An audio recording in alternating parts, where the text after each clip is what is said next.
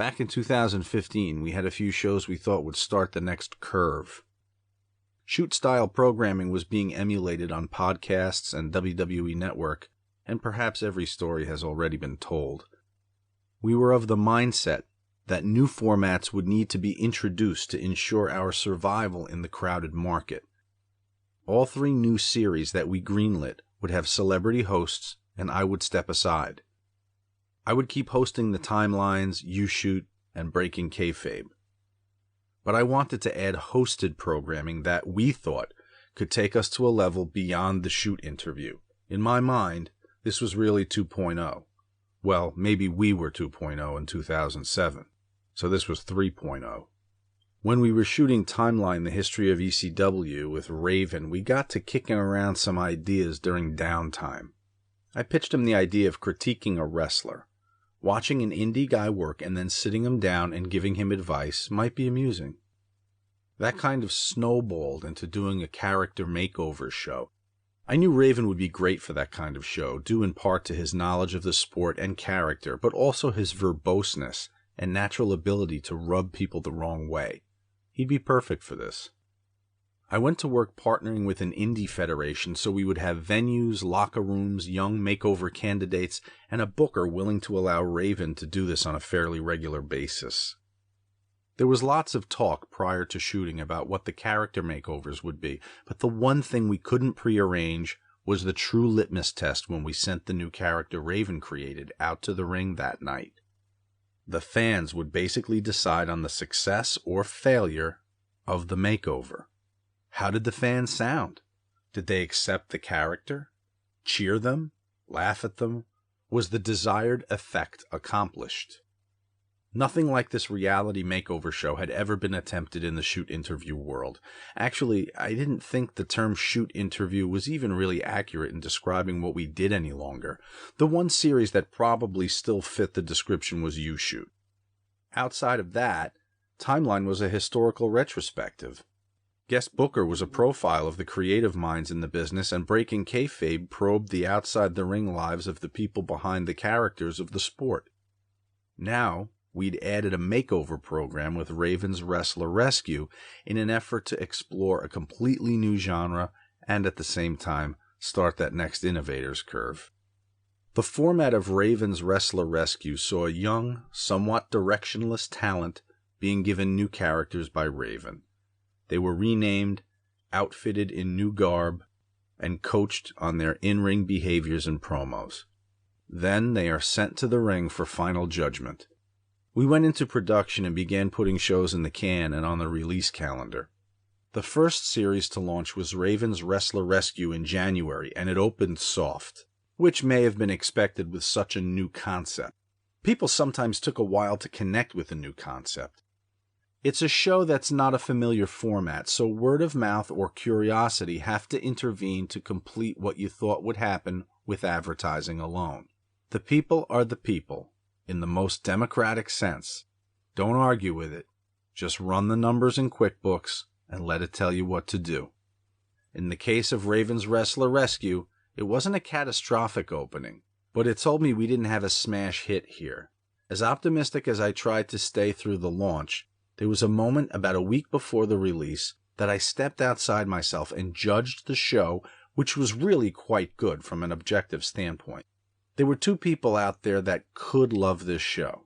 Fans of shoot interviews that like all of the inside tips and wisdom Raven imparts to the trainee, and fans of makeover-type shows that would think it was cool to see such a drastic repackaging of talent. If they both found the show, they might like it very much, and it might expand viewership to a new segment of the marketplace.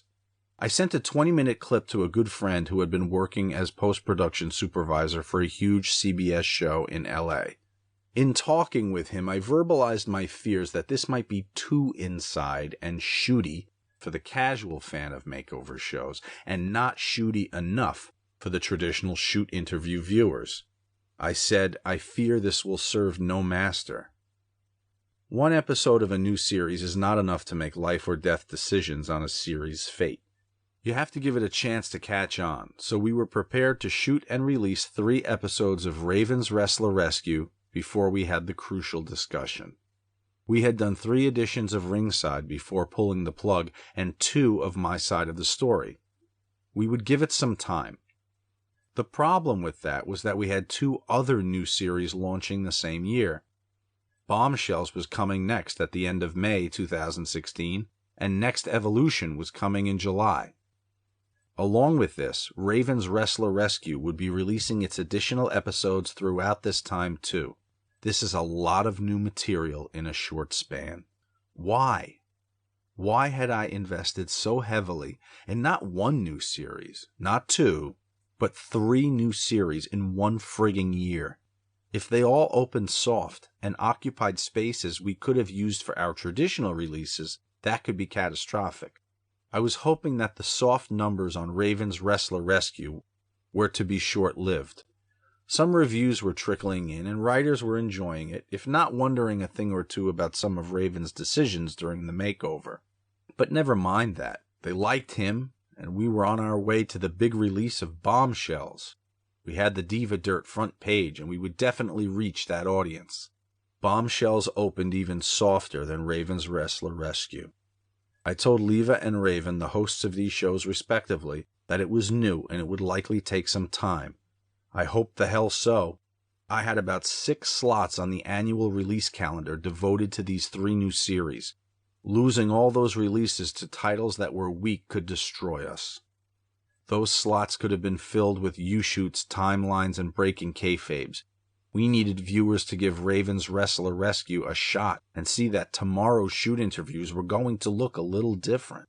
Well, the lesson here is that you can think, plan, and execute right according to your blueprint and think you have all bases covered. It really just comes down to the cold, almighty dollar. That's how viewers vote. There seems to be no rhyme or reason at times, but there doesn't need to be. We had to learn to stop thinking and just look at the damn numbers. Arguing with data or trying to enchant a spreadsheet is rather ridiculous. The market is always right. 3 new shows, thousands of dollars, lots of time and effort on design, massive advertising, and we came up short right across the board. It was crushing. Don't lose the lesson.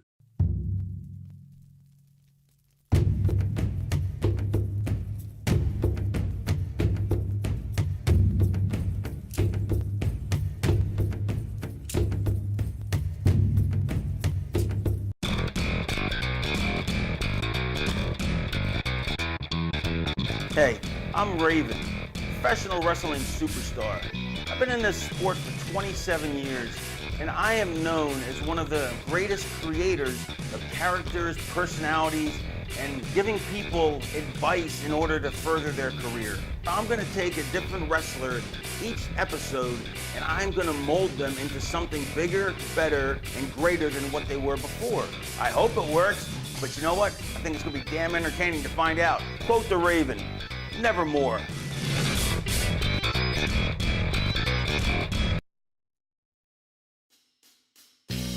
My name is Raven, professional wrestling superstar, and we're here at St. Joseph's, Rectory, St. Joseph's School, St. Joseph's Aspirin for Children, I don't know. And here at Raven's Restler Rescue, we take individuals who may have perceived that the characters they're portraying are money makers, and perhaps maybe they're not quite so. And tonight, the people I've actually chosen a tag team instead of an individual. They have been going by La Cosa Nostra.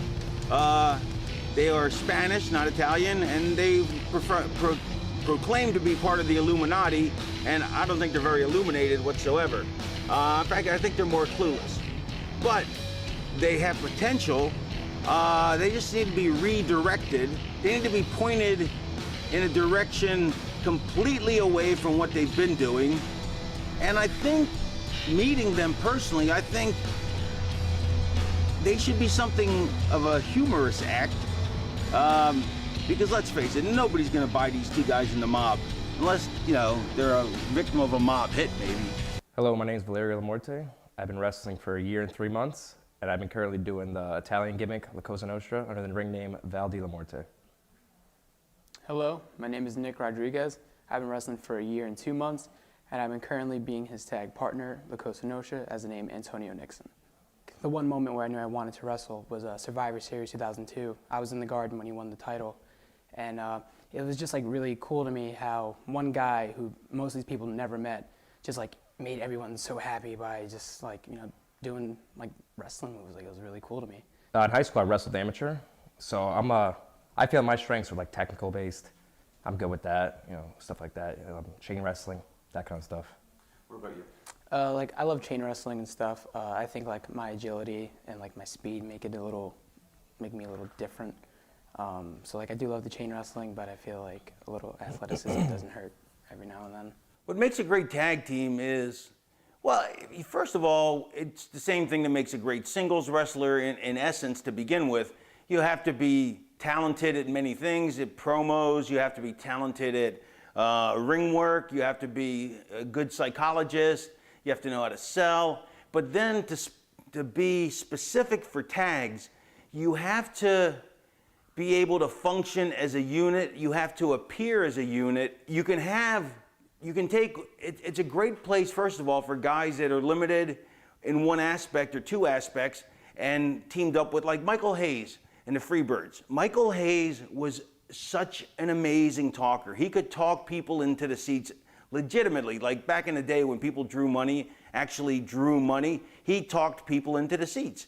And Terry Gordy, his work was, when he was 14, he broke in. He was better at 14 than 85% of the business. But Bill Watts would never try to keep Michael from doing ring work because Michael's bumps were so horrendous. He'd land on his ass, you know. I don't think he's ever taken a flat back bump, you know. The aspects that he didn't have, Buddy and Terry had. And what they weren't the greatest talkers, so they didn't need to be because they had one of the greatest talkers. So it was a gelling of the three. Just looking back in like history of wrestling, like guys like The Rock, like Stone Cold, like they just showed so much charisma and personality, and they made it big. That's one thing that I feel like I lacked, you know, with my own personal gimmick. I guess it takes time to get comfortable in the ring, and for that to like get brought out. I think definitely he's 100% right. I feel like especially today more than ever, like charisma is such a huge thing because like most of the time is you're on the microphone or you're doing segments or vignettes and stuff. And like, yeah, you have match time, but a lot of the time when you're on TV, you're talking more than you are actually wrestling in the ring. So I think it's like a huge thing, and it's exactly what he said. It's getting comfortable takes a lot of time, and like it's really sometimes difficult to find a comfort zone where you can just be yourself just on an elevated level. I never thought of Steamboat and Shane Douglas as a great tag team because I think they're phenomenal individually. In fact, I think Shane Douglas, probably one of the most underrated workers in the business. His selling was so good back in the day that I remember I watched a match where he sold, and to the point where where the plot was that the ref just calls the match because he can't keep going. He made it believable. Very few people can sell that good. And that's when Shane was in his heyday. Steamboat wasn't, he was a little past his heyday, but he was still, I mean, Steamboat now is still fantastic. So, I mean, you know, and this is 24 years, 23 years later or something, I don't know, whatever. But they didn't seem like a tag team. They didn't dress alike. They didn't, you don't necessarily have to dress alike, but it helps.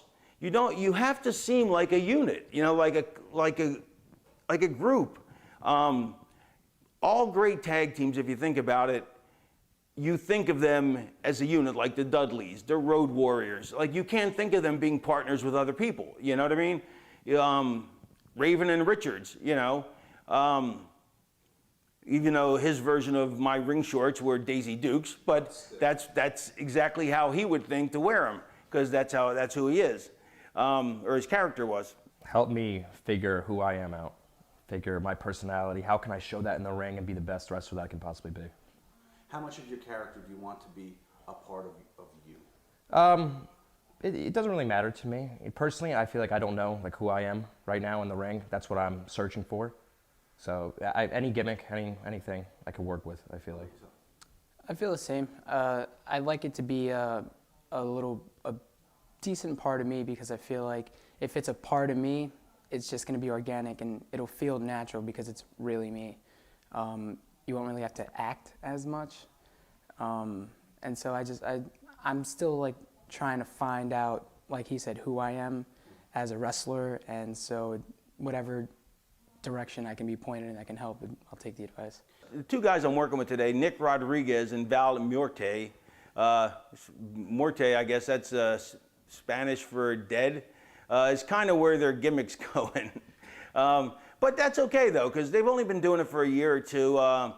You know, they came out of the school, the PWS school, which is a great school, cheap plug. But some students are given gimmicks. Some students come up with their own. And the best characters usually are something that is a part of you and just magnified. But sometimes characters work best when they're just straight up characters. And I think these guys came up with their own idea, which I don't think is very successful, because they aren't believable as La Cosa Nostra. I was always a fan of like mob movies, like always Goodfellas or something like that. I always thought that'd be something cool to do. Even workers like Nunzio in the FBI.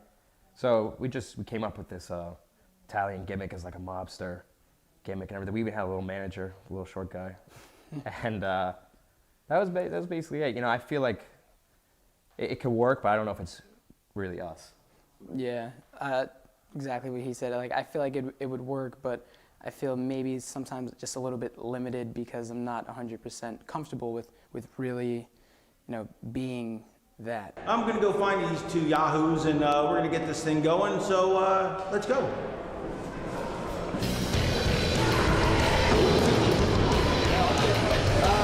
They appear to be setting up the ring, doing a little rope tightening.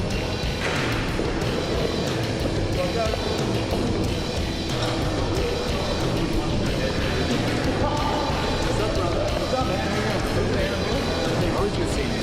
All right, I need you. Okay, come over to the kitchen partner. Hey, you guys go fuck yourselves. Oh. We don't need you two. Piss off, wankers. All right. So, I don't know if you heard. I'm gonna try and take your characters and redefine them and make them, but I think will hopefully be more conducive to having a more successful career. Unfortunately, it's not going to include you, but you're covered anyway because you're still going to be managing Craig, right? So that's cool with you? Yeah. All right. Yeah. You go fuck off too. All right. And all right, come on, let's go to the back. I got some costumes I need you to put on to see how they work. Huh? Yeah, of course I got costumes. And everything? Everything. All right. All right, come on. Up. Follow the camera. Cosa Nostra. It's catchy, isn't it? What's that? It's catchy, isn't it? Cool. I've heard of the name before. Anyway, all right. Keep going. Ooh, this is great. The cameraman's gonna take a bump. Oh, no, he didn't. Damn. All right, here's your outfits. I want you to not be upset or surprised. Because I think when we hear the whole thing, well, I think you're gonna like it. So, Freak me out right there. No, I mean, not. well, that's all right. You'll still stay the mouthpiece of the team, so don't worry about it. Damn right. You'll be number one, he'll be number two. But That's not what I'm asking for. Yeah, well, that's all you need. All right, now there's enough small talk. Let's see, there's a section, changing room section over there behind the wall. I will see you guys in a few minutes. Just put these on? Put them on. You'll love them. You'll love them. Trust me. I trust you. Trust me. I trust you. Should they trust you? No. He's a great guy. I met him a couple shows backstage and everything, and I just find that he's so insightful and helpful with everybody. And he never never big leagued anybody or anything. Like a lot of guys I feel like come in, kind of like stray away from people and they don't kind of just mind their own business. But Raven, any gimmick, anything, he always gives advice and always talks to people. It's super, super helpful. Like whatever question you have, like he'll answer and then some. Like it'll never just be like a quick one-shot answer. He'll go into detail and tell you, this is what you're doing good, this is what you cannot do, this is what you should work on. And he's just super, super helpful, really insightful, and like he said, you know, he's always there for everyone. You know, like if you're on the first match, or if you don't have a match, or if you're in the main event, he's always super helpful. Just help me find the right gimmick, the right, you know, stuff to do in the ring. Just help, you know, see if you could bring that out. Help me bring it out. Yeah, I think like if you could help me tap into whatever I need to tap into to open up, to be the wrestler or the personality that I think we can be together.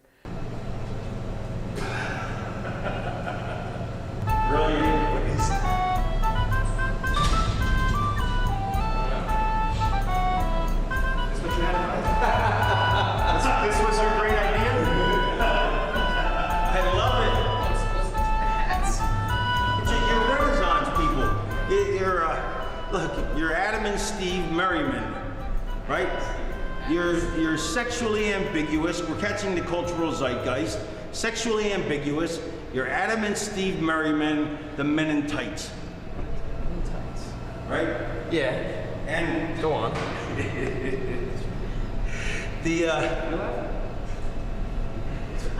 You'll have British accents. It will be so hilarious. I'm telling you, you guys will start out as heels, but then you'll end up as the hottest baby faces because it's absurd. They are smaller. They are not believable as tough guys. So in those instances, I feel like you want to go with a comedy direction because comedy will keep you on a card.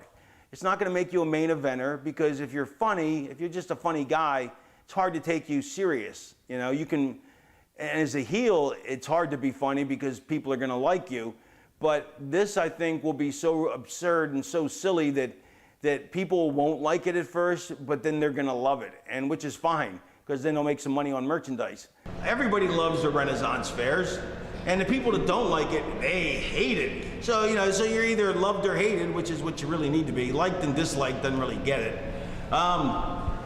Does it pull in the crotch? It's a little tight. A little tight? You can loosen it up in there. A little. Yeah. You got your tights on underneath though, right? Yeah. Do you prefer this?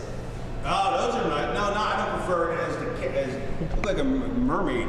But you can wrestle in those. But try and get matching tights though, because you're a tag team.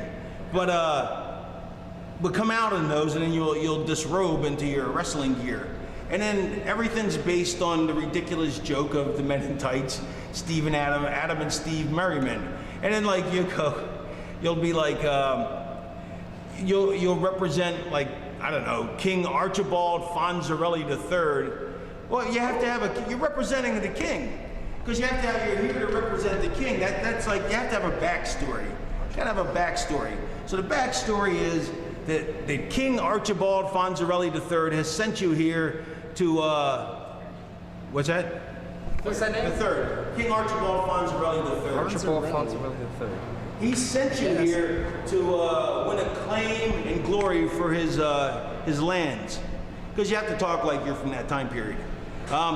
The reason I picked you guys is, the reason this works for you guys is because you look like, don't take this the wrong way, but you have that second, like the guy who follows the orders, but is actually very wise very smart on his own, and you look like the guy in charge, and you look more like Italians you do than you do, you look like more Renaissance characters than you do Italian mobsters. The Midnight Express, the Rock and Roll Express, the Fantastics, they all looked like teams. They all worked like teams. And there's a certain something that certain people have, a charisma or something that makes them stars, and there's a certain something that makes a tag team greater than the sum of its parts.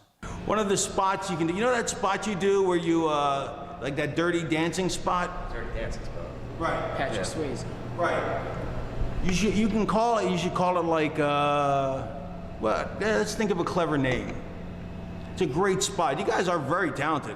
Honestly, I'm impressed for how little time you've put into the business and how good you've become. I mean, it's very rare. Very few guys get the business right off the get-go. But let's think of a name. What did I think of? Eric, what's the name I come up with for that? The spinning flat rock? No, not that one. Gay team? No, not the gay team. The dirty dancing move. No, the dirty dancing move. Oh, the alley-oop. Yes, that's what it is. Oh, you must have overheard me. The alley-oop, go alley-oop, and then you can repeat everything he says. You repeat. So it's like you lift him up and he goes alley-oop, alley-oop, and like I want you to be like a tag team that actually. You have the hand motions, everything about you. You have great comic skills. I'm telling you, I see it in you. I used to hate watching wrestling when the top tag team would get beat by the two single stars. Who were just thrown together for the feud. Who were thrown together for the feud.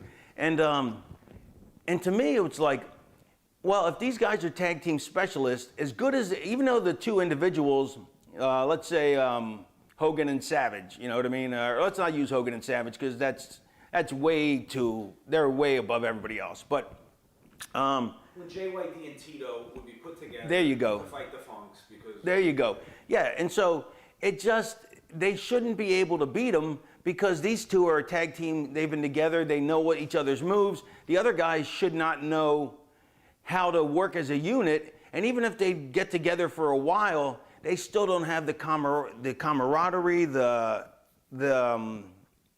bond, the ability to look like you're thinking what the other guy's thinking. Oh, this is one move we can get in. When it's time for the finish, whatever it is, I think you should set it up when you're going over, nice and clean. Like, all right, so if you're, oh no, before I get to that, this is what I want to get in. I want you guys using the rowboat. Rowboat? Yeah, the rowboat. It's an old timer spot here. Sit on the ground. Sit on the ground. You sure? Yeah, sit on the ground. Okay. All right. How about this? Pretend that you're enthusiastic about this. Okay. All right, and then we'll go from there. The more excited you can be about it, the better it's going to work. So act like you're enthusiastic. If you don't like it, we can totally scrap it before we do anything. But I think you're going to like it. Look at Bubba and Devon. They look nothing alike. They have. Bubba for the longest time had no build whatsoever. Just a big blobby guy. And Devon wanted to be Don Morocco size, so he just kept getting stouter and stouter.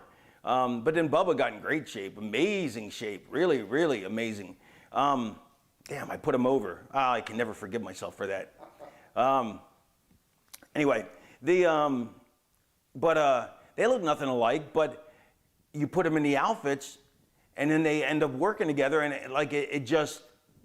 they clicked. While you're like that, while you're sitting up, I'm laying back on the ground. So's the other guy.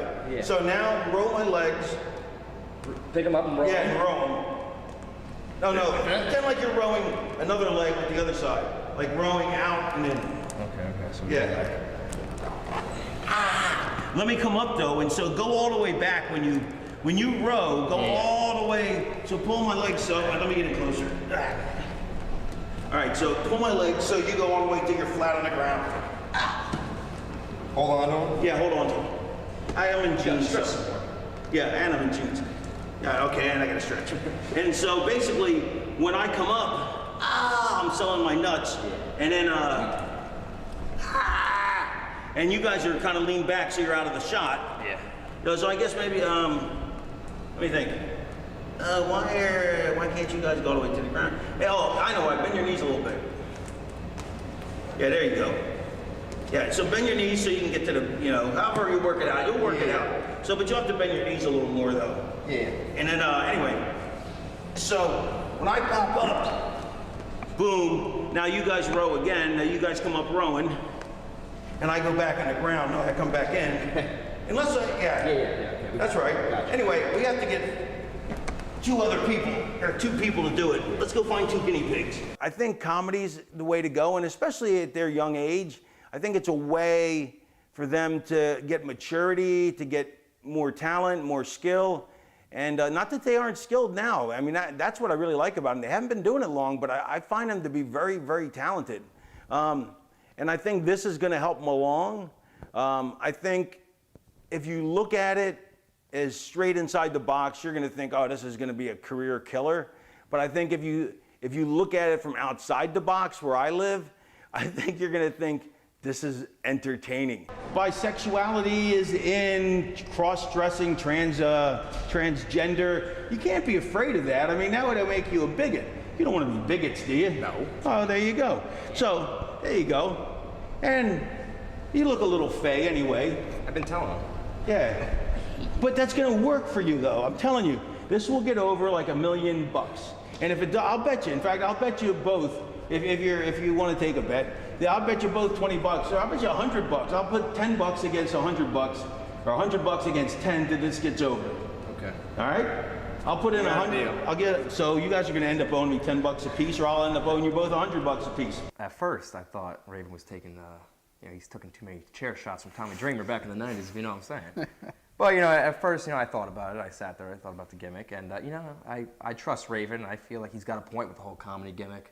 You know what he's saying? Just that spot in the show. Yeah, like when I first heard it, I was like, okay. I wasn't too sure where we go. He said sexually ambiguous a lot, so I was like, We need to get another guy. We need to get, we either need to get a guy with a trumpet and a flag hanging down from it, and, or we need to get like a prince to represent the king.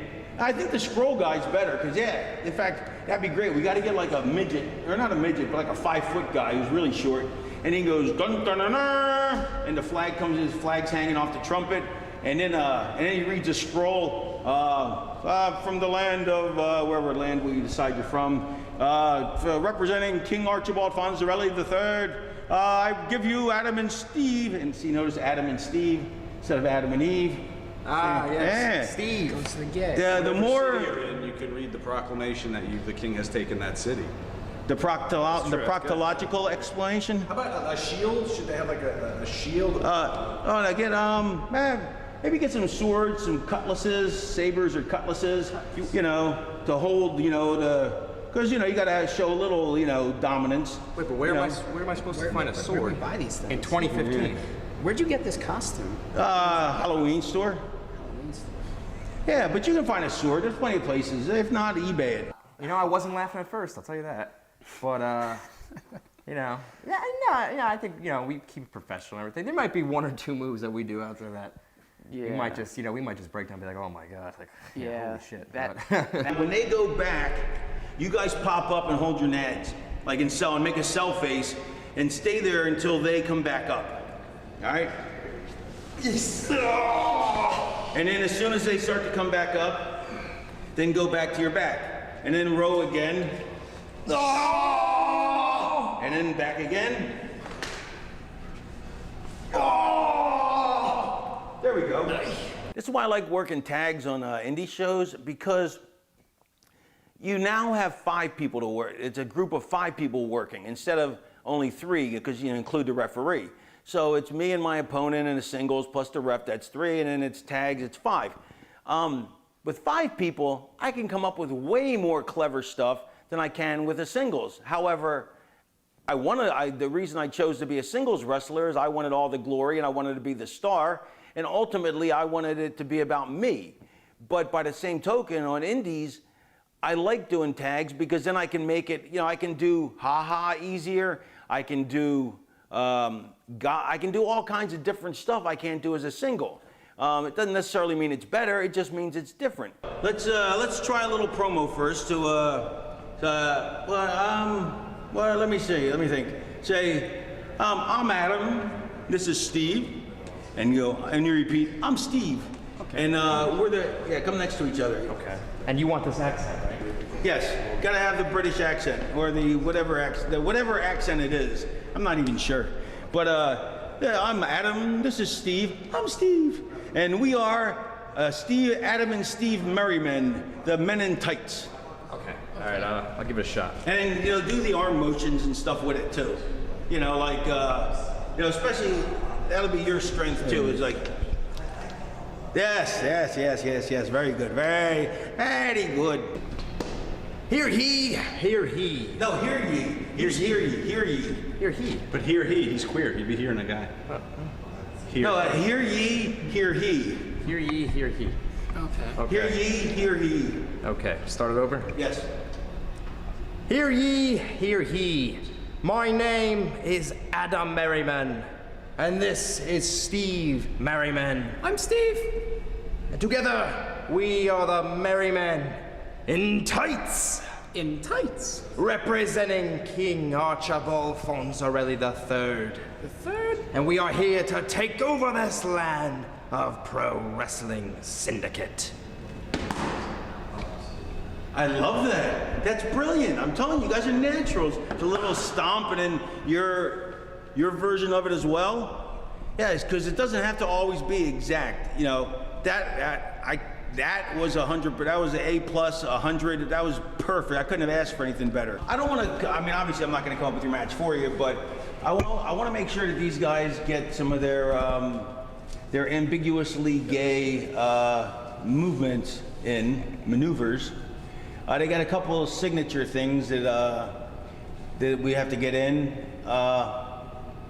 but why don't you guys start working it out, and then I will oversee. And if I have any ideas, I will chime in. And if I have any things that are negative, I will point them out. But I don't want to let you. I mean, I don't want to do your match for you. So let's look at them. What did you say you had in mind? Did you have a finish in mind that you wanted? Yeah, they're going over. They're going over. And who? I'm not sure who they're beating. It doesn't matter. It doesn't matter. I don't know. I don't know who's being pushed stronger. There's a couple spots where I think they need to be left alone in the ring by themselves. Okay, they're going to do the rowboat spot with Jose and Hose B.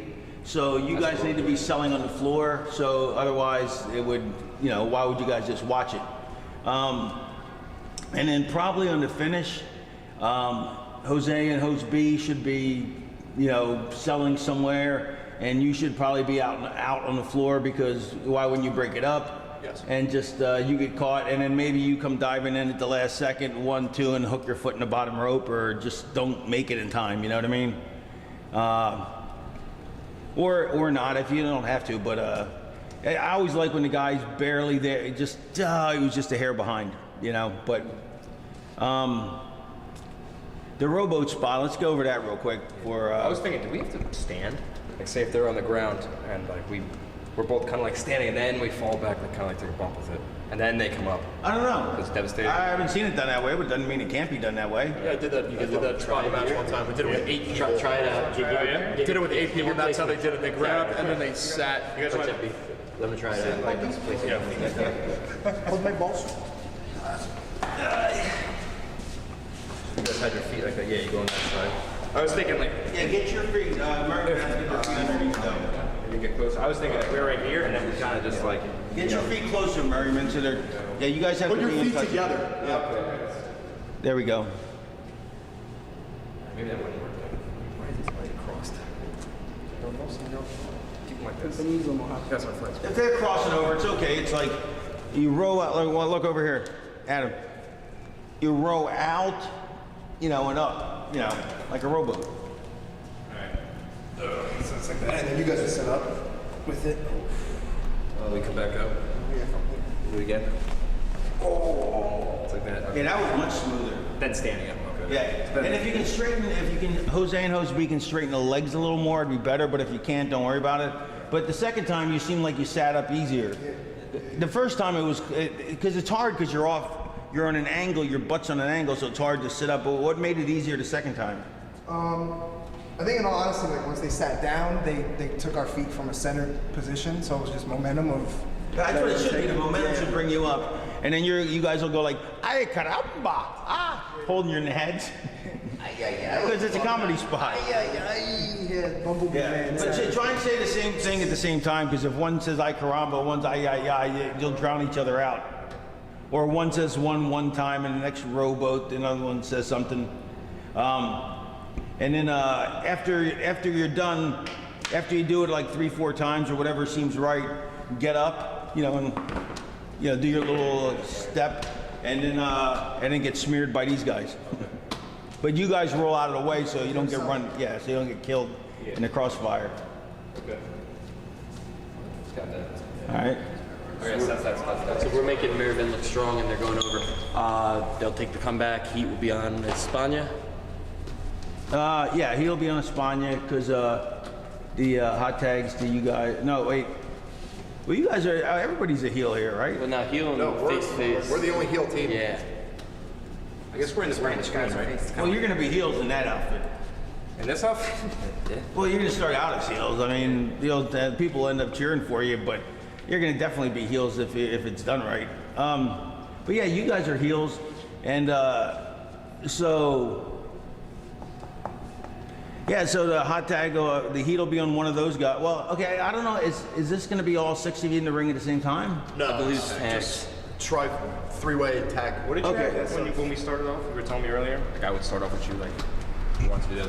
Oh, just float an idea, but I think we should get let's get the structure first. With Let's work backwards. With the heat, Always work backwards. Always work from the finish. Get the finish, get the heat and the comeback. I mean, get the comeback and the finish, and then set up everything else backwards. But So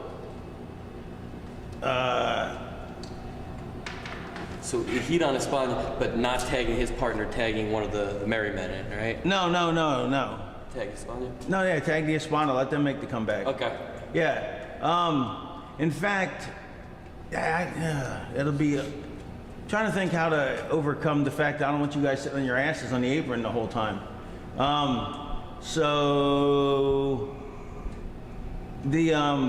In fact, you guys should start the heat. You guys start the heat on one of them, on Jose or B, and then eventually, what do we do? Maybe you piss him off and he walks off, so that way you're by yourself. You know what I mean? Okay. If that's okay, I don't know if that works with your characters. You know what I mean? You mean like piss me off like where I leave the match? Yeah.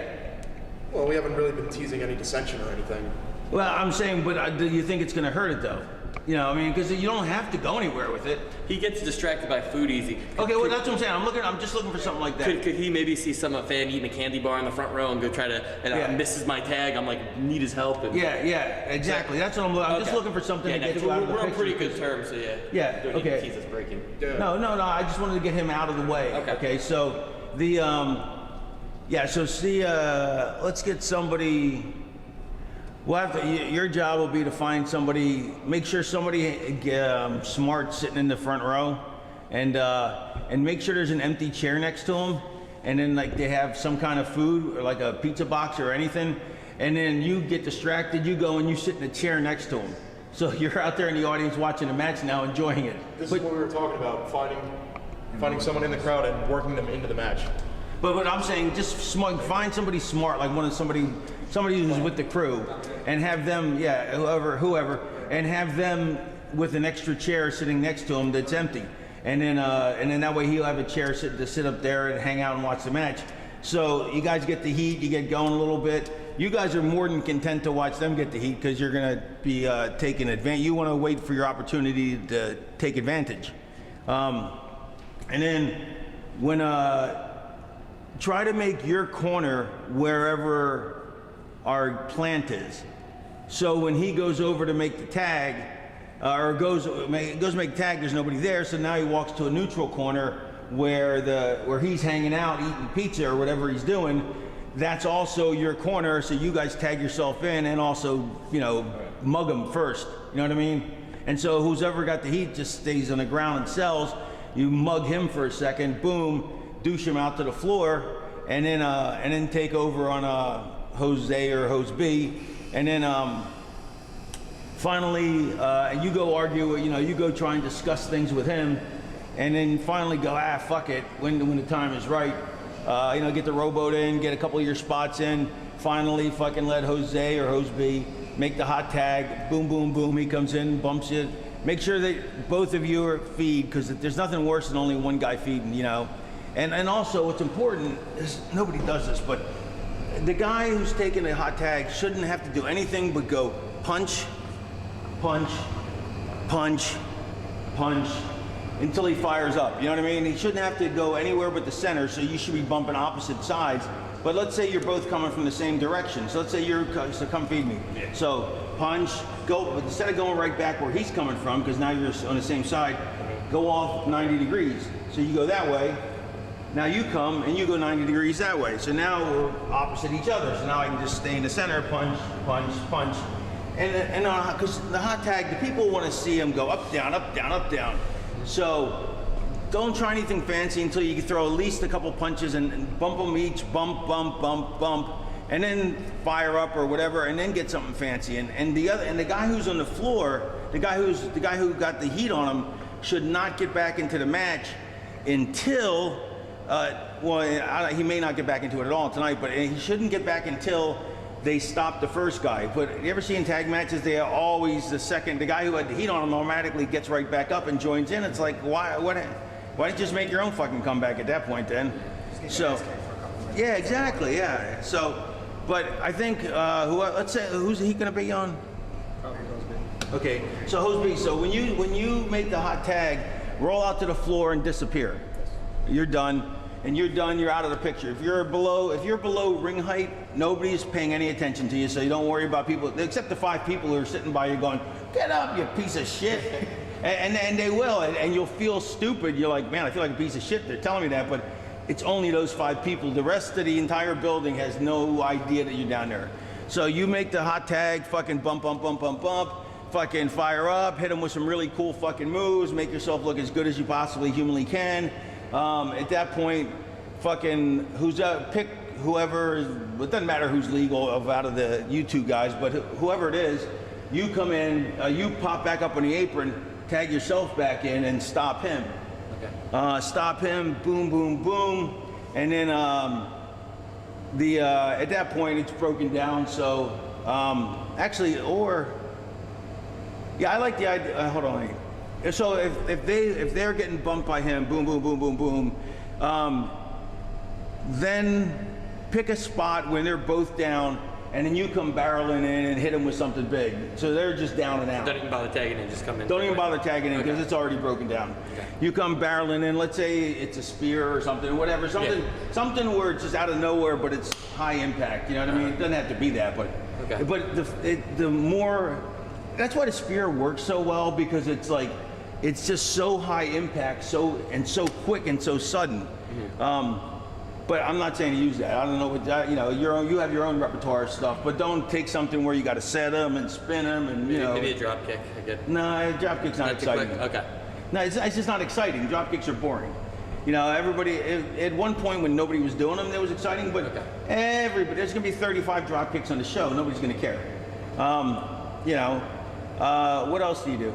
German, sneak up behind them. Yeah, but that's unless you do it with snap and pop, which I don't recall. I don't recall you do. I don't recall you don't. I'm used to watching you sell, so I'm trying to think what you do offensively. What else you do? What do you do offensively? Pose and be an asshole. Well, no, but that's great. That's what I did. That's what I did. As a heel, I try to do nothing to get the crowd to support me. All right, then use a spear then. Okay. Or is that somebody else's finish? It could be mine. Yeah, it could be somebody. I don't know. I want me to hit him with something. If you want the power, the oomph, it would be you. But are you still with the fan at this point? I didn't figure I'd be there for. Okay, well, here's the thing: is if you come back in, then we have to get you back out. That's the only reason I wanted you out of it. Okay, well, I'll think of something high. Because there's too many people for them to be able to do a clean finish on one guy. You know what I mean? And so if you come back in, then we have to knock you back, which is fine if you want. Why don't you come in? Hit something high octane, boom! You finally convince him to get out of the pizza. You come in once at the key moment, hit something big as fuck, boom! Flatten him like a pancake. Those two give you something, and you're right back out. Yeah, you know what I mean? That's fine. Yeah, that's great. No, that's great. That's actually a better idea. It would take 2 of them to do that to something my size anyway. So. Right. You still do like the don't know if it was you do like the boss man slam. No, it's the inverted. Oh yeah, this is sick. Yeah, no, I like when you do that. That's perfect. I was thinking after like maybe it'll be the moment like I hit the stomps on him, I'm fired up. You come in, I just charge you as if I'm going for a head scissors. And then That's the way that way it has speed and impact. So that's absolutely perfect. So yeah, and I like that move you do. I don't know what it's called, but I like it. So you hit that boom, fucking or whatever you're gonna do, whatever your character does, and then you two fucking, I don't know what it is, but you two give him something and goodbye and you're out. Give me some like little like gay little pose or something that like makes fun of me somehow. And That's gonna slow the match down though. Or just that's why it has to be. They have to. The minute you do that, they have to knock you right back out. Even if What if you did the tickle thing at that point? Giant tickle? What's that? I don't know. Adam, you were saying something about tickling. Well, no, but here's the thing: is at that moment you have the action up here.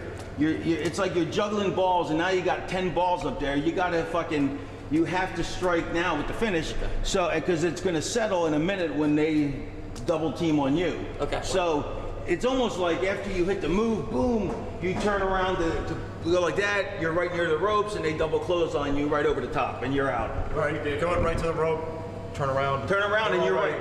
That way nobody has to feed, and they can come running. So there's speed, and you're just fuck. There he goes. That's 100. That's Do you have awesome. other double team moves besides that DDT you told me about? No, hang on. What if we did that like a double tickle thing? No, what's double tickle? Like we just like came in the ring and like we like double Yeah, tickle. but that's missing the whole point though, because at that point the action's fucking hot and heavy. That's the wrong place to put it in because you're gonna lose all your momentum. The momentum. You have to know when to put stuff in and when to not put stuff in, and there's certain points. And right now the momentum is hot because he just made this fiery fucking comeback. Boom! He just came in and fucking planted him like a motherfucker. People are fucking hot. He turns around to get it, and then boom! Out he fucking goes. And then here comes you. You just roll out to the floor. Here you come back in like what the fuck? They hit you with something, boom, and plant you. Now they can, whatever, boom, and now things settle, and they give you their double team finish, whatever it is. That DDT you were telling me sounds about right. The DDT you were talking about, the dance into the. We also do that. What's that? We also do that. That movie you were talking about. What did you call it? The alley oop. Yeah, that looks fucking awesome. All right, we'll figure out the combo. Yeah. Anyway. But let's back up. So when you come in then, they need to do something to you really fast and hard as well. In fact, that's when they should use the alley. Well, no, because you can't, because that takes too long to set up. But, what's that? Unless you're selling away, you're doing your... He gets knocked, you knock him to the floor. I'm done. You knock him to the floor, he comes in, and, What's the game? you know what, don't do the setup don't do this. Listen, don't do the setup. Hold on, let me finish this, and then you guys can do whatever you want to do. I mean, but let me just finish the end because it's important. I'm trying to also teach here because it's also important the momentum, but then it has to settle for the finish. Because the way the finish is set up, that you're getting a clean finish. With where all it's going to be is you two alone to spotlight you in this. So that's why it has to settle at that point, very before that. But until then. Now that he's let us off with this fucking hot tag, he hits this monster fucking thing. Bam, you've knocked him to the floor. Here he comes into the ring. Instead of the setup for the alley-oop, just flow him up there and fucking hit him with the. So if you're coming into the ring, okay, so you're coming into the ring like what the fuck, like you're ready to fight. How'd you do? Or come here, I'll be him. As you're coming, he throws him up like that into the DDT. Boom, he plants you. Now they can set and hit their double team finish. You're just a hair too late to get there. Because otherwise, I don't want to leave you too long on the floor either. Although as long as you're down, you can be down if you want to. But if you want to slide in and try and break it up, I agree with that. I like stuff like that too. So okay, so. And then from after that, and so this is a really dominant win for you guys. So, so you have to make the most of it. So by making the most of it, you have to do something at that point that is going to consolidate everything else we've done. So should we do, actually I think what you should do is, hang on, come here. Yeah. So they have you, especially with your characters, this is so good. They kick you in the gut, all right, like have your back to them. I'm one of them. Yeah. Kick you in the gut, boom. Bends you over. He gets behind, he's right behind you. High five, Eiffel Tower, right? The Eiffel Tower. It's a Gibbs match.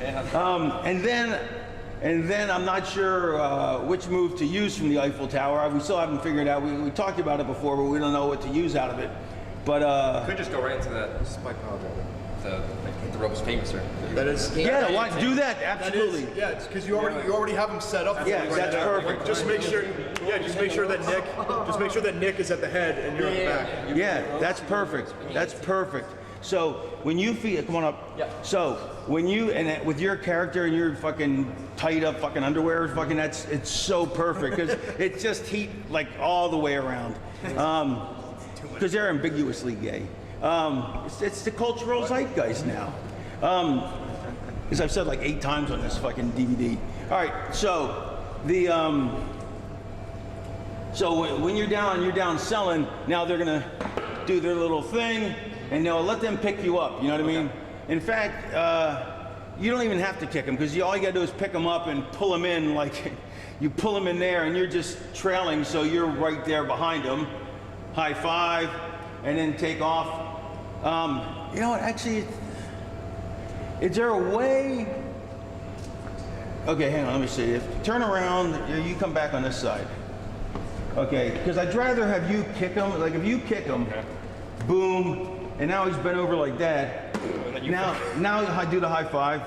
Because that way you have to be a part of the move. Now you hit the ropes, or I guess you'd have to hit the other rope because you're right-handed, right? Yep. So hit those ropes, and you stay right there. And you keep him right there. Hold him by the ponytail. Yes, and then as he comes, get it? As he's coming, just take a step back and famous yourself. Boom. You don't like from behind better? No, because here's the thing: is you have to be a part of it. So if you don't do the kick and the setup, then he's pulling him in. Yeah, he's doing everything. But you're a tag team. You got to split it up. Gotcha. So let's backtrack a second. So early on, or somewhere in the middle, or whatever, when it's time to get the heat, hose B to get the heat on hose B. You guys double up on them, boobity boobity boo. Finally, you get distracted. You're like, hey, I'm gonna go, and and talk to them, and don't just don't just pantomime. Go, hey, there's some food over there, and you're like, so I'm hungry. What do you mean you're hungry? You know what I mean? Actually take a few seconds and tell the story. You know what I mean? Like verbally out loud, because people, you ever see when a guy goes, and the guy in the front row is going, there's nothing coming out of his mouth. You know, you have to actually talk. Hold them something and say, like you're ready for me to tag in. And I'm just gonna be like, you know what? No, there's some food over there. What about after you tag me and boom, I'm gonna go get the food. So like, wait till you're in the ring. Wait till you're in the ring, and then you're like, oh, wait a minute. I'm gonna go get some food, and then he's like, fuck, he's got to scramble to get into the ring to get the guy. Kind of leaving me, and then Then you come back into the ring and scramble to get him, and then maybe he rolls you up right there. In fact, that'd be a great spot for a hope spot. So you're in the ring beating the guy up, and you're like, hey, I'm gonna go get some food. So you be in the ring beating him up, and you're like, I'm gonna get some food, and you're like, what? I'm like, yeah, I'm kind of hungry. I'm gonna get some food, and you start walking, and just walk off and leave him, and you're like, what? And then go to grab the guy, and then let him small package you or whatever. Let him small package you 1, 2, kick out. Wait till 2 and 9/10s because they may actually buy that. You know what I mean? 2 and 9/10s, you kick out, boom. Then beat him up a little bit, and then go over to the corner and be like, hey, what the hell? These guys he's gonna tag in, tag you in. You're like, what the fuck? Boom, they're gonna mug you, give you something, whatever. You're starting to crawl to the corner. So yeah, so make sure you do, before you go to, this is important, before you go to see what the fuck he's doing, hit him with something pretty good so he's down, to give him something to do, give him something to sell. then go berate him who should be on their side. Right, but you're not going to berate him for long because and if it's not on that side, don't worry about it. They'll just come in and get you from behind. Mug me. Yep. Okay. So they'll get. In fact, don't even worry about what side it's in. They can just come and get you from behind. So they double mug you, boom, and douche you out to the floor. And so now they take over in hose B.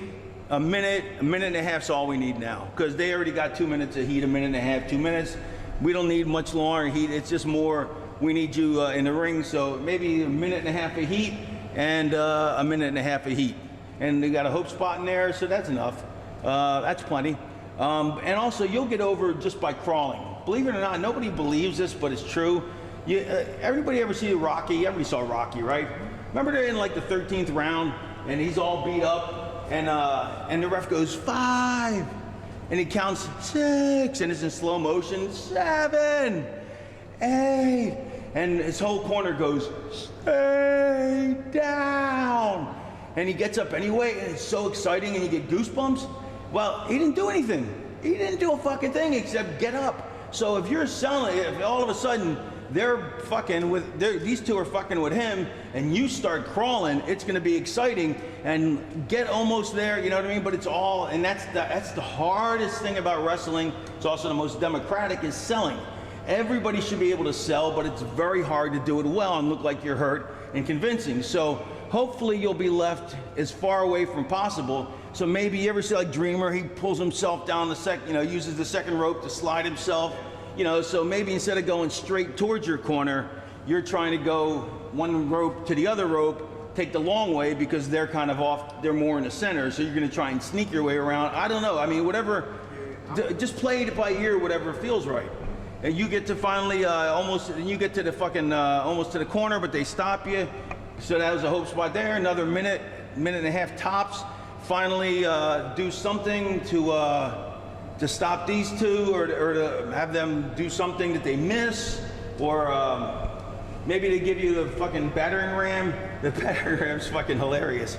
Their version of it, did you see that, Les? Yeah. So they showed you.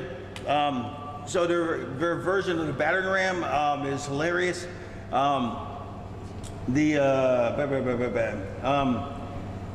But yeah, you don't want to miss that. You don't want to miss that. I was thinking that you could go and you don't want to miss that the first time. Plus, but so let's say they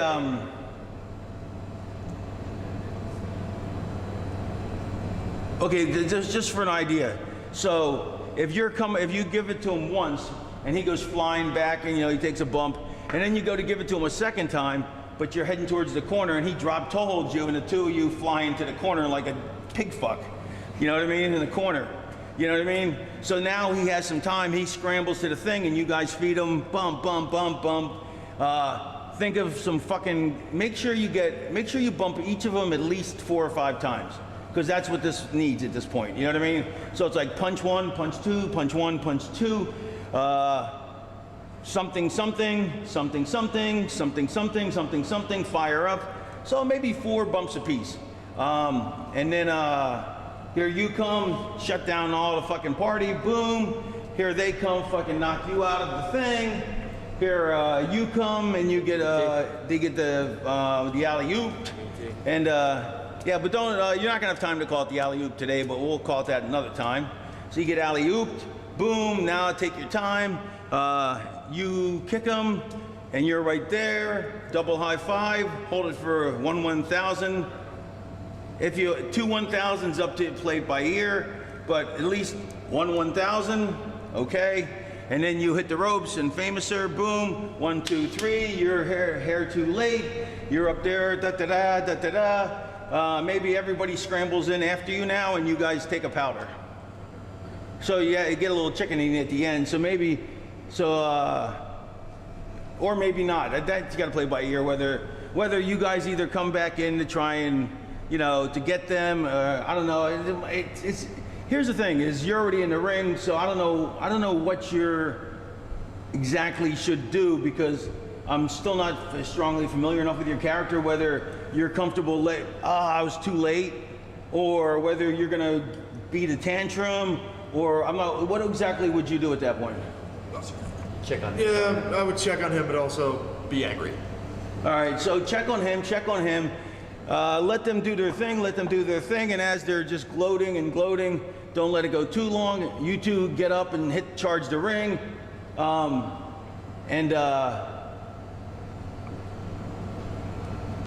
Yeah, you know, actually that's gonna get clusterfucky. So you're better off just selling and staying down, and let them have their moment, because they may not get another one. So let them have their moment, and then don't take forever, and then just get out and leave them alone in the ring, and leave them selling on the floor. I would check on him.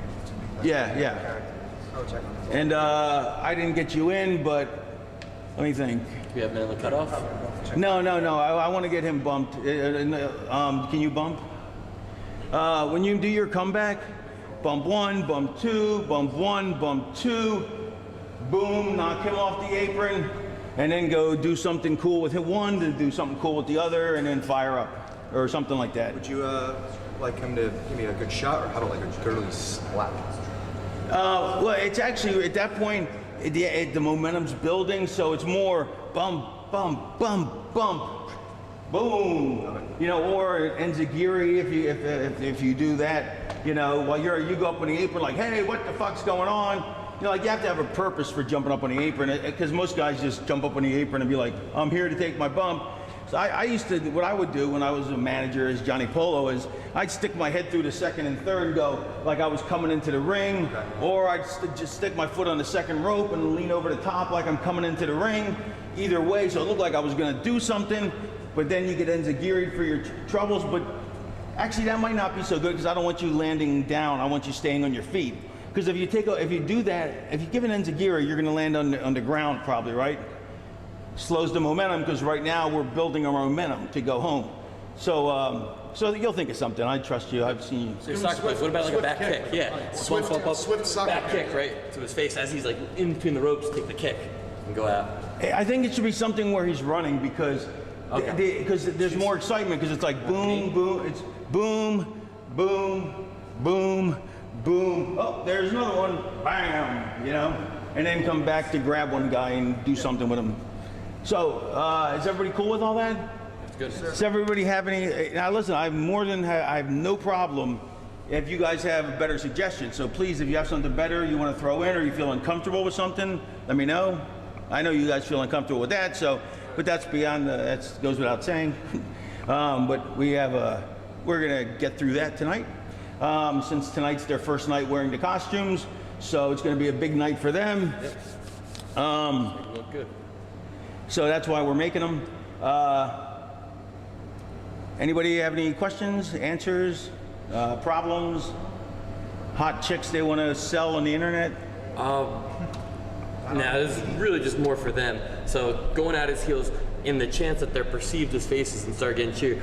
Not that we would change the game plan of match, but is it going to change the game plan of, I guess, just mannerisms or anything like that? Or no, I don't think. At this point, it's anybody's guess what they'll. I think they'd be booed. I would think, because they're, there's a lot of, I don't know. Look, if they're cheered, they're cheered. It's not gonna affect how they work, because they're still gonna work. They're still gonna work as if we're still gonna. It's like, even if you have a babyface match, you still set it up where. I never understand this, when one guy will be like, they'll have a back and forth match the whole way. I'm like, well, why wouldn't you have, in any sport, one guy takes advantage and then the other guy makes a comeback? So even if you're both baby faces, I would still, if I'm a baby face, I'm fighting another baby face, I would still take over at one point and shut him down, and then I'd let him fight his way out. It's still, you can still make it that exciting. It doesn't make you a heel. Just not cheat to do it. Yeah, just don't cheat to do it. But, and I would throw some cheating tactics in. You know what I mean? If you can. Especially like, as simple as a handful of tights, in the corner, because you guys like tights. But thumbs in the eyes, to set up a cool move or whatever. But yeah, work it as if you're heels. You know what I mean? All right. Trying to think what else. Oh, yeah. During the heat, you'll have the rowboat spot, and then maybe like 2 bumps, and then it'll be time for the hot tag. So yeah. So once you mug him, I would go right to the rowboat there.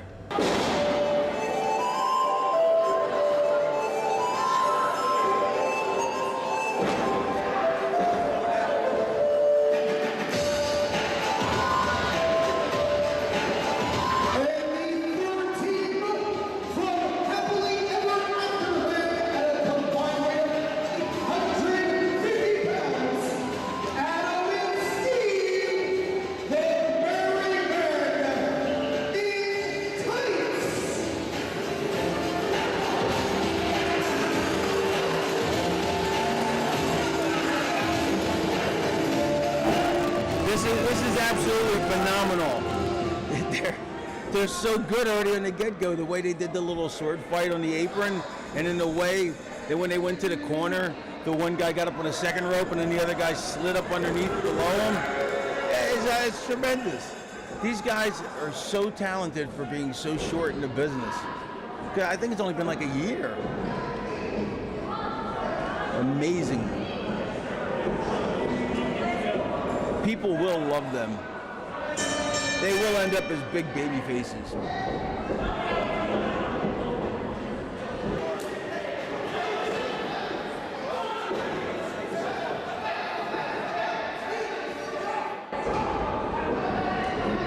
Look at the men in tights. Look at Steve. Oh, he's got his sword. I love it. I love when a guy brings out his sword. A little joke there for you.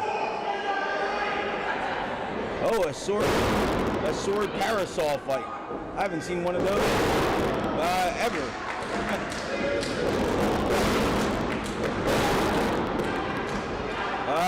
Test of strength.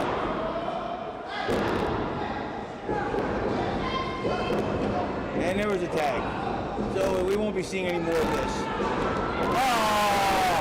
And the parasol ends up in the cheap seats.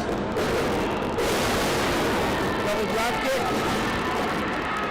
And Hose B is fired up.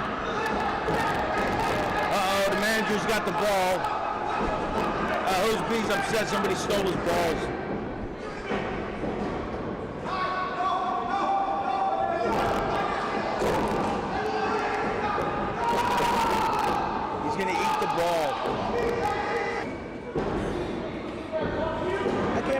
Men aren't in yet. I think they should have been in already. I kind of thought they would be, but Baby Huey's going for the pizza. But I thought they'd be in before that, though. Anyway, Baby Huey's out having a pizza. So far, it's working nicely.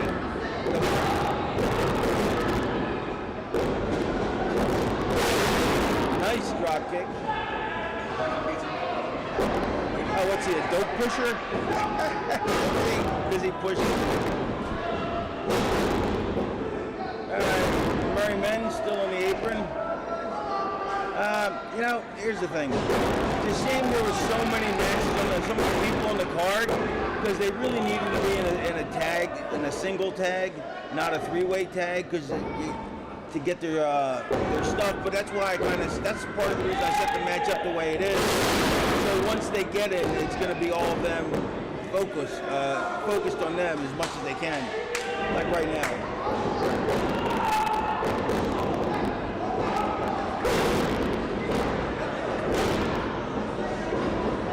Going for a little mugging here.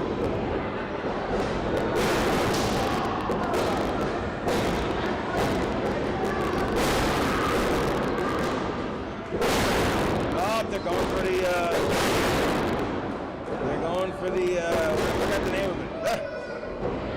The rowboat. Rowboat got a big pop. Big pop for the rowboat. I knew it would. Always gets a pop. Actually, it doesn't use it. It's all how it's done.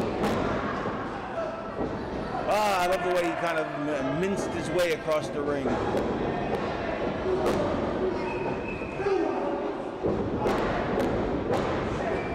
Here we go.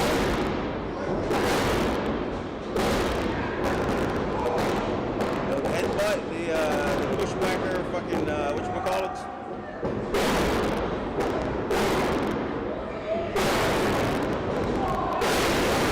And El Cabon. Here comes the attempted tag.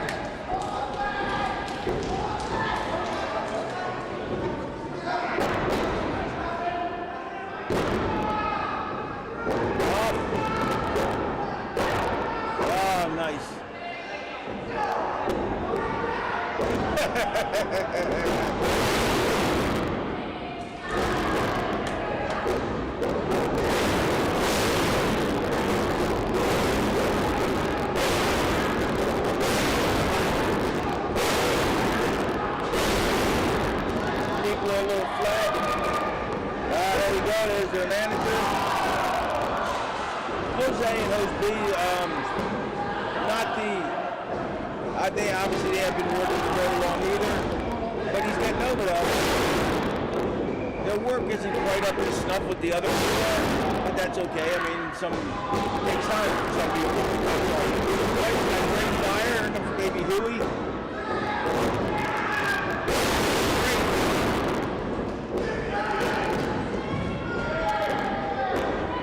And turn around. You're slowing it down.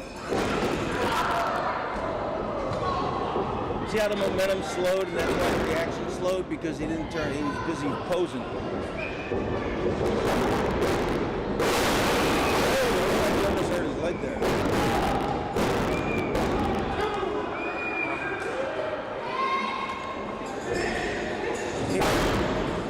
You know what? What didn't work, why this didn't work as successfully as I wanted it to, not that it's not working well, not that they're not doing a fantastic job.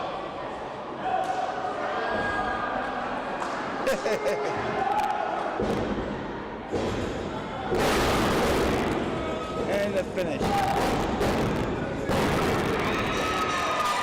I gotta tell you guys, that was fantastic, man.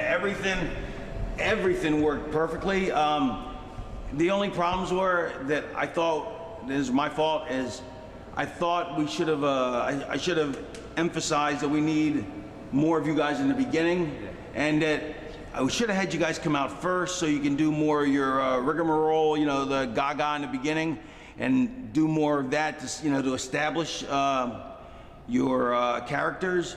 But it's okay because you guys were, I couldn't ask for you to be any better than what you were. I mean, I'm absolutely blown away by how incredibly fucking good that was. I really am. I love it. He's a genius.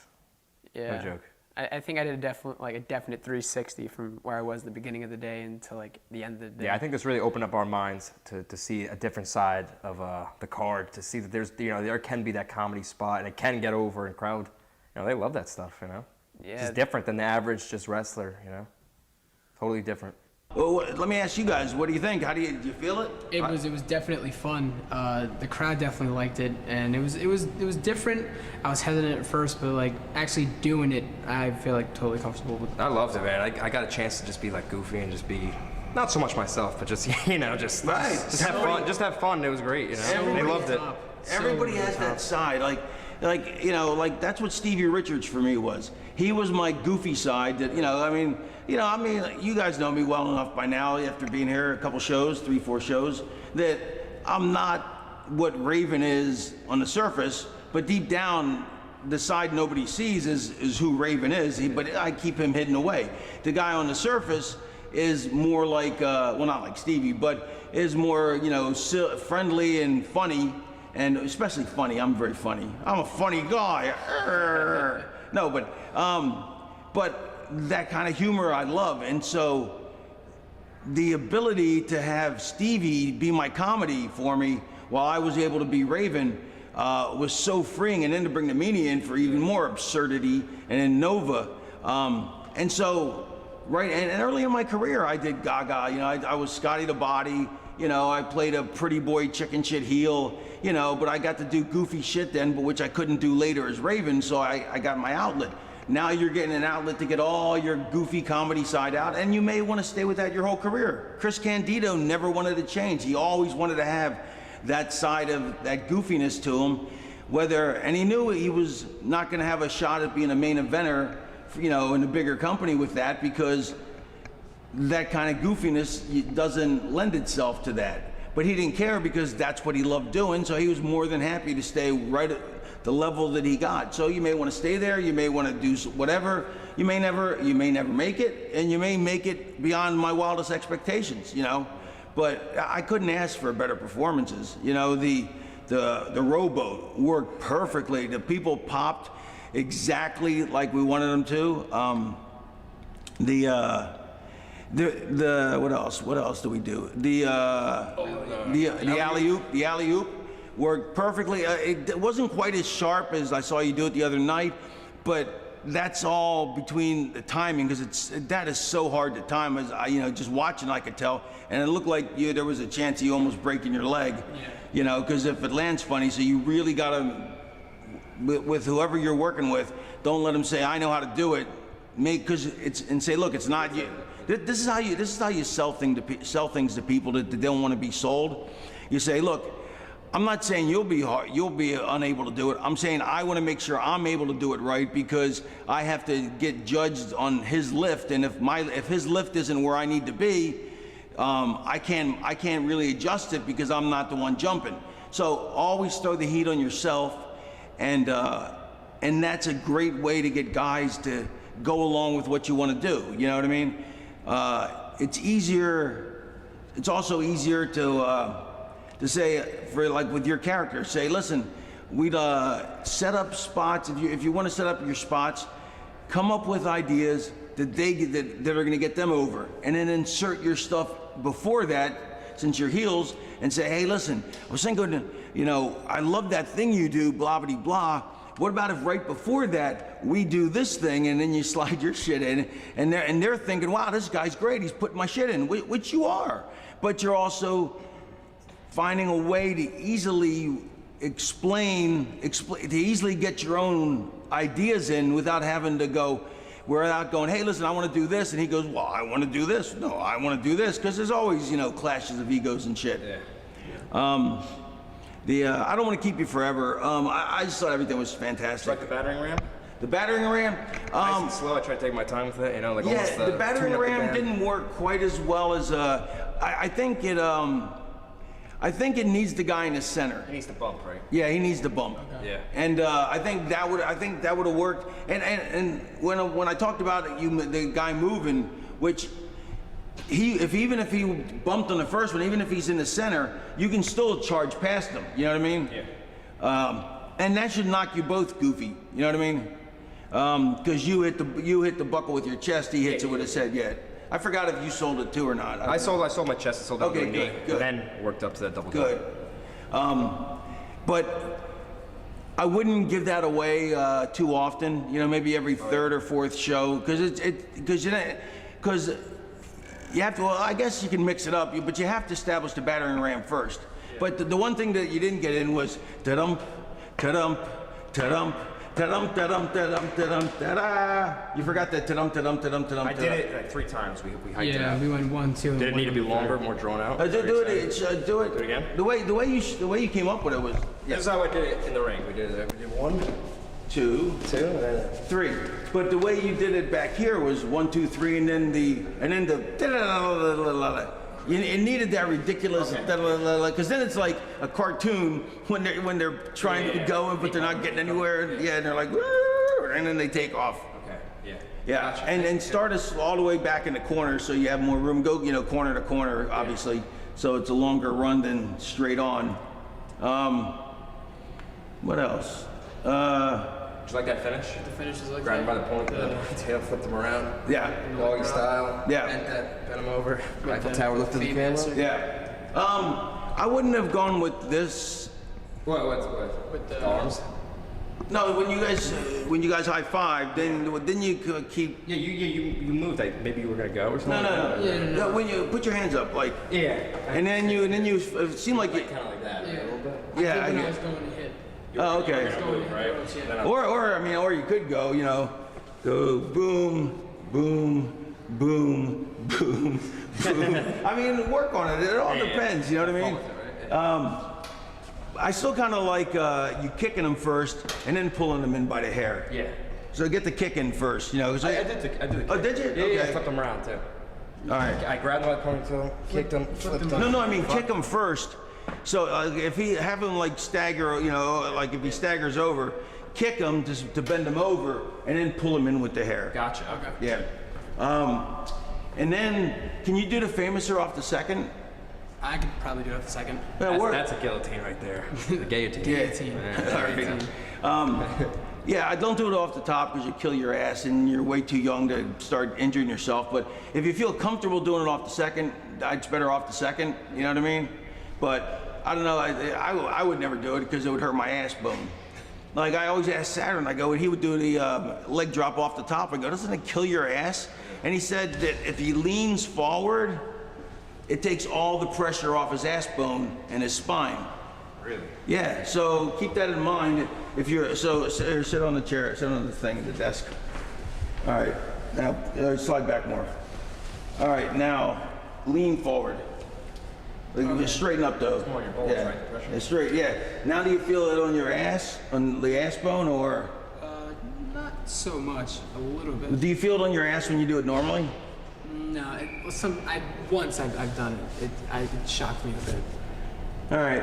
Well, then try it however you want, and then if it does bother you, then just lean forward and modify it. You know what I mean? Definitely gonna try the second rope at least a couple times. Yeah. Feel for it. Do it in practice. Yeah. And if not, it doesn't have to be the famouser. You know what I mean? Yeah. You can do the you can do a knee to the back of his head. You know what I mean? Yeah. Or it's too bad that what's his name, Habib does the Ong Bak knee, because that would be perfect, because then your dick's in his mouth. Edit that out. That's a little too ambiguous. That's not ambiguous at all. I want to rephrase the statement, so edit that out. It's too bad Habib's doing the Ong Bak, because then he would land in the Bastion Booger finish, the Bat Cave. Let's think. Well, I don't know. We got plenty of time. We got years to work on this. Yes, we do. But Absolutely. I'm sure you work out, right? Yeah. But keep working out. Eat. Planet Fitness, right? Just joined, right? No, I'm at Blink. Oh, Blink. Asshole. But yeah, you need to put a little more beef on if you can. Yeah. If you can. But you got a little bit of height to you. What are you? About 5'11", 6. Yeah. And standing next to him, you look 6'1". So. I got jokes. Well, I had to get you a little bit, because I don't want him to be. I didn't want him to be the only one picked on. So. You better lift your lifts. My lips? Better lift my lips. But you look like $1 million though. You know what I mean? So yeah. So the so you have a little bit of height, so which is good. So I mean, and you guys look tremendous together. But let me think. Oh, did I say wear the hats in the ring if you can? Yeah. Yes. Yeah, Okay. we'll get some one of those hair clips or something. Yeah, right? you can. Yeah. That would be great. Because I would actually rather see you with the hats on and not the shirts. Okay. You know what I mean? What about that Virgil? What's thing that? He used to wear that, just that neck piece, you know what I'm saying? Like that Renaissance neck. Yeah. What? Feathers out. Yeah, you know how Virgil? Yeah. He used to wear it, and it would just come down, but he had no shirt on, something like that. I don't remember that. You know what I'm saying? Anybody know what I'm saying? He wore it with the vest. Yeah? Yeah, he wore it with the Something like that in the ring. the dumb vest. See, yeah. because also without the hat on, you look way more Spanish. You know what I mean? So especially your hair. I mean, your hair, the way that's Spanish people's hair. You know. So the more that's covered, the better. And if not, then try to gel it straight back. You know, or whatever it'll do. You know, yours is like mine. It's a hair helmet. Right? It's a hair helmet. That's how mine is. You know, when it's short like that. It just, when my hair was luscious and thick like it used to be. That's what my hair used to be like that. Now, you get aged, it doesn't, it gets a little thinner. Yeah, I can't congratulate you guys enough, man. I hope you're happy with it. Yeah. I really think opened my eyes. Yeah. What's Something that? new. Really opened my eyes to something new. Yeah. New instead of that serious, wrestler. You go out, it's like that. There's a different spot on the there's card. a million serious wrestlers. How many guys are doing shtick, but actually getting over with shtick? Yeah. Yeah, I love it. And honestly, and how much more fun is it? I mean, you're always gonna have a chance. You can always go other indie shows and be a wrestler. You know what I mean? Yes. To be a straight up wrestler. But to me, like, people always ask me why I didn't go to Japan more. And I was like, because I don't like the style, because it's not about episodic storytelling. Like, what happened one week didn't matter really what happened next week, because there was no drama. I got into wrestling because it's a soap opera, and I wanted to be a part of where this happens this week. I steal Tommy's girl, and then next week, she gets revenge, and then the next week this, and then the next week that. You know what I mean? That's what that's what got me into wrestling. That's what I watched for, you know? And so that's what I wanted to do. And that's why Japan to me was like, yeah, I'll take the paycheck, you know? So I went like 6 times, but I went for like 6 different companies, and I never tried to go. I just, if they called, I'd go, I'll take a paycheck. But thing is it's not something I would want to do full time, because it's not storytelling to me the way I want to tell stories. It's totally storytelling, but not the way I like to tell them. Yeah. And I think with this, you'll find you'll have so much room for it. And then, you know, obviously if we get the, I don't know if I said this on camera, but I was brainstorming, and we get like a guy like about 5'2". Yeah, the trumpet and the flag. Yeah, the trumpet. Do we get that on camera? Yeah. All right, so we get that. So if you know a guy, a wrestler who you think will fit with you guys, that'll gel with you too, and you'll get along with, and that can pull it off, you know, and can do a British accent or a Fey accent. I don't even know where, because the Italians were the Renaissance, but it's a Braveheart accent. That's what it is. Is it? Oh, yes. Scotch? So William Wallace. Scottish? But yeah, but that's what I'm saying. But really, the Renaissance was in Italy. You know what I mean? Yeah. So I mean, so really, you should be Italian. But I mean, which I guess, but when people always think of British accents or British-ish. Shakespeare, right? Yeah. Shakespearean kind of thing. Yeah. But and if there's any Renaissance festivals in town, you know, what month is this? When we're filming this, November. Well, there probably won't be any till February or March. But when there are, go to a Renaissance festival. I'm telling you, you'll see all kinds of stuff going. Oh man, I should buy that. I should buy this. You know, stuff for the character. Yeah. Cool, man. Great. Thank you very cool. much. I had my doubts, but I have my full trust in you now. Cool, You're man. awesome. Cool. A huge thank you. You've really made things easier, and you really opened my eyes that there's not just a serious wrestler, that, you know, it's okay to be funny and goofy and out of your comfort zone. And I can't thank you enough for the help. I had my doubts about you, Raven, but at the end of the day, I trust you. You're gold. Thank you. Appreciate it. Looks like we owe him $10. Shit, you're right. I think it's time for a lesson of the day. The lesson of the day, and it's something that's near and dear to my heart. Listen to your veterans. Not only should you listen, you should ask them questions and try and learn from them. But if they offer to help you, listen to them. Now, I know a lot of times veterans will tell you, slow down, kid, you're taking too many bumps, you're flying too much, blah, blah, blah. And you think to yourself, this guy's outdated, he's past his prime, what does he know? But, example, besides today, X-Pac. When he first started as the Lightning Kid and then the 1, 2, 3 Kid, he did 8 million high spots, 8 million of them, nonstop. And you couldn't tell him to stop doing them. He didn't listen to any veterans. Oh, you don't know better, you don't know better. And then once by the time he became X-Pac, he will tell you, I mean, he's phenomenal. He is a phenomenal worker, one of the best workers ever. But he will tell you himself that he wishes he would have listened to that advice when he was younger, because it would have saved the wear and tear on his body. Everybody only has so many bumps. There's only so many bumps a body can take, unless you're Ric Flair. And I don't know how he continues to do it, but most people's bump card is limited. It's limited to a certain amount, and when you get there, like I'm getting there now, I'm pretty much there. I feel it every day. Just getting in and out of the ring, I feel it. So I know you have to be able to listen to your veterans. Not that you have to be able to, you want to listen to them. You don't want to crap on their ideas. Now listen, I got told stuff too when I first started that I was like, but guess what? It made sense. I'll give you a great example, not to belabor the point. I was working for Florida Championship Wrestling. I'd only been in the business 5 months, full-time that is.